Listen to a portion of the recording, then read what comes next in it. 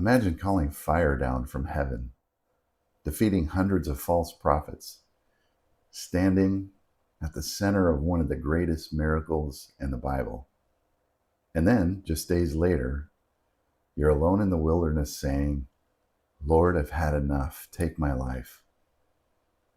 That's not a random moment. That's straight out of 1 Kings 19. How does someone go from mountaintop victory to total collapse overnight? And more importantly, what does Elijah's burnout tell us about faith when we feel exhausted, overwhelmed, and ready to quit?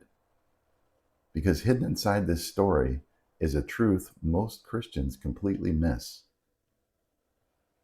We've been taught that strong faith means always being confident, always being strong, always trusting God without hesitation.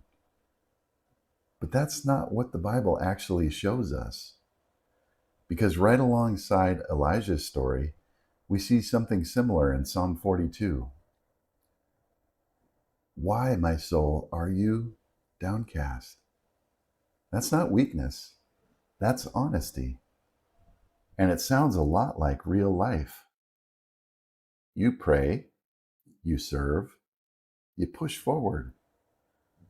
Sometimes you even see God move in powerful ways, and yet somehow you still feel tired.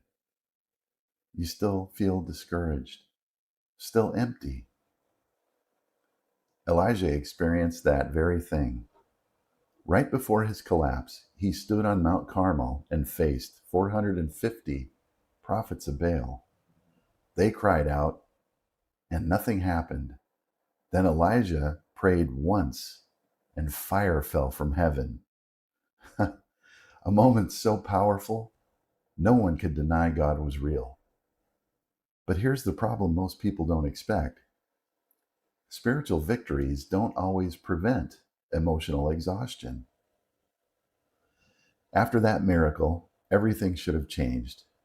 But instead, everything fell apart. A single message from Queen Jezebel. By this time tomorrow, you will be dead. And Elijah runs. He leaves everything behind, walks into the wilderness, and collapses under a tree. And in one of the most honest prayers in Scripture, he says, I've had enough. Now, if that feels shocking, it shouldn't, because Elijah isn't the only one. In Numbers 11, Moses says something almost identical. I cannot carry all these people by myself. It's too much for me. Two of the greatest leaders in the Bible, both reaching a breaking point, which raises a powerful question. What does God actually do when his people burn out? Because his response is not what most people expect. Most people expect correction, a lecture, a reminder to have more faith. But that's not what happens in 1 Kings 19.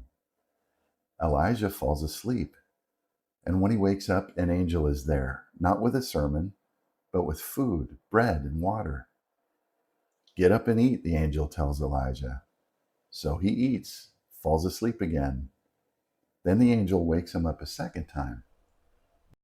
Get up and eat, because the journey is too much for you, says the angel. That line changes everything. The journey is too much for you. God doesn't shame Elijah. He acknowledges his limits. And the first step of restoration isn't spiritual, it's physical. Sleep, food, rest. Only after Elijah regains strength does God begin the deeper work. Elijah travels to Mount Horeb, and God asks him a question. What are you doing here, Elijah? Elijah answers honestly, I've been very zealous, but I'm the only one left. That's the lie burnout tells us. You're alone. You failed. It's over. But God is about to completely reframe Elijah's reality. At Mount Horeb, something unforgettable happens. A violent wind tears through the mountains, but God is not in the wind. An earthquake shakes the ground, but God is not in the earthquake. A fire appears, but God is not in the fire. Then a whisper, a quiet, gentle moment. And that's where God is. This completely reshapes Elijah's understanding of faith, because Elijah expected God in powerful, dramatic moments, but God reveals something deeper. Faith is sustained in the quiet, not just the spectacular. Then God addresses Elijah's biggest fear. I have reserved 7,000. Elijah was never alone. His exhaustion distorted his perception. And then God does something even more important. He gives Elijah new direction, new assignments, and a successor, Elisha. Just like Moses needed help, Elijah was never meant to carry everything alone. Elijah's story teaches us something we desperately need to hear. Faith does not mean you'll never feel exhausted. Even the strongest believers can reach a breaking point. Faith does not mean constant intensity. Sometimes the most spiritual thing you can do is rest. Have something to eat, get some sleep, recover. And faith is not sustained by constant miracles. Sometimes God meets you in something quieter, a whisper, a moment of stillness, a reminder that you are not alone, just like Elijah, just like the psalmist in Psalm 42, just like Moses in Numbers 11. God meets people not at their strongest, but at their most honest. And if the journey feels too heavy right now, maybe that doesn't mean your faith is failing.